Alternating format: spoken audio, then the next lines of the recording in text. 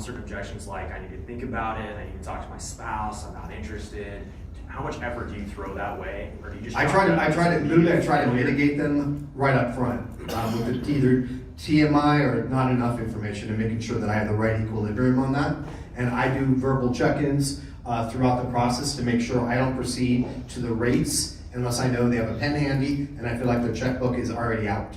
I won't go that far because I'm going to get a yes, right? It'd be like asking out for a date somebody you think is going to say no. You just wouldn't do that. So don't proceed to the next thing until you have green lights moving all the way through the process.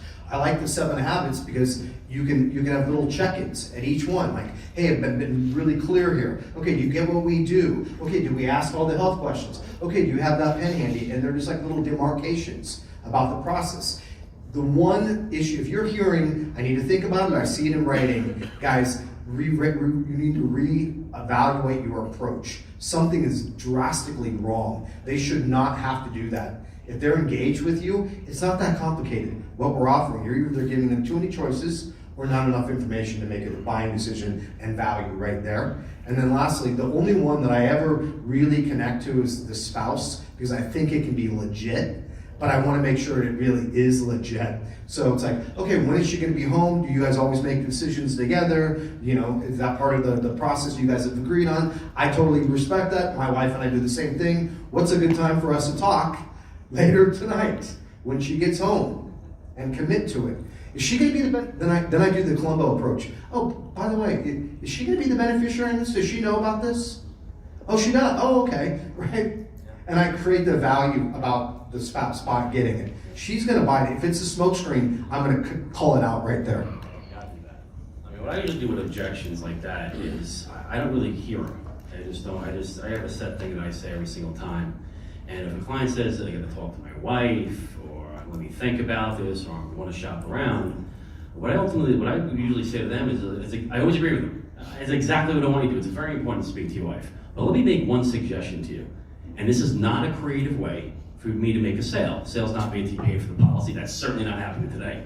My suggestion would be, let's schedule a paramedic. We'll go 10 to 15 days away. That gives you time to shop around to your heart's content, speak to your wife, shop around, all right? This is gonna validate my price. 3 things are gonna happen. Number 1, we're gonna stay the course. The ball's rolling very slowly. Number 2, you can make any change to this application between now until you pay for it. Or number 3, if lightning strikes twice in the same place, and you do happen to find a better rate, call me up, I'll find myself out of embarrassment. What I will ask of you is if I hold you by the hand throughout the entire process to an approved policy, all that I ask is you share me with some of your friends. Does that make sense?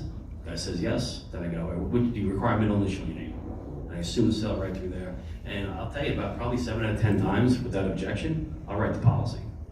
Once they pee in the cup, it's like a 95% chance the guy's gonna pay for it. So, you know, you don't wanna sit there and chase a guy.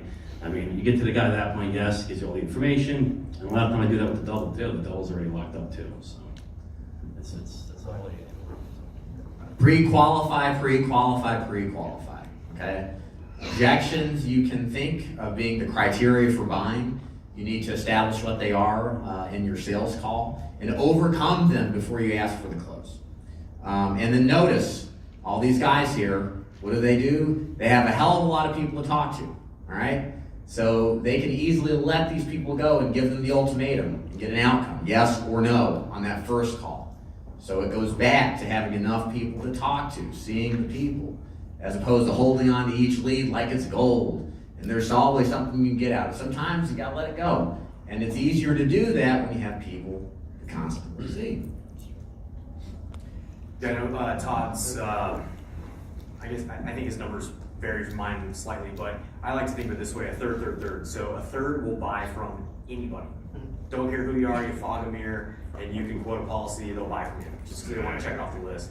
A third will buy from nobody. They will never buy from you.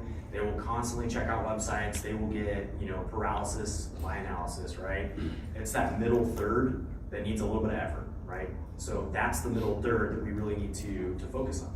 So what's most important to you? The reality, guys, is our presentation should be the same every time. It's our connection is so different. How I talk to Danny is different than how I'm going to talk to Jason over dinner, depending on his likes, his interests, whatever it may be. And we're going to get to know that, and we're going to appeal to that affinity or to that quality that they have.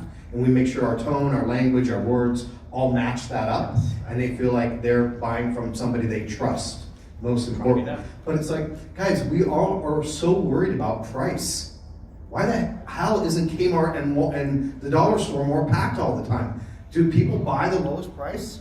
My wife shops at Neiman Marcus, right? For the same shirt, I can get at Ross for $39. She'll spend $119 because she likes the little label and she likes the service. There are people like that. Not everybody needs the lowest rate. Some people want brand name, or they want speed, or best product, features, benefits. Find out what it is, and then we have it in our arsenal. Whatever you want, we have it for you. You're solving for it.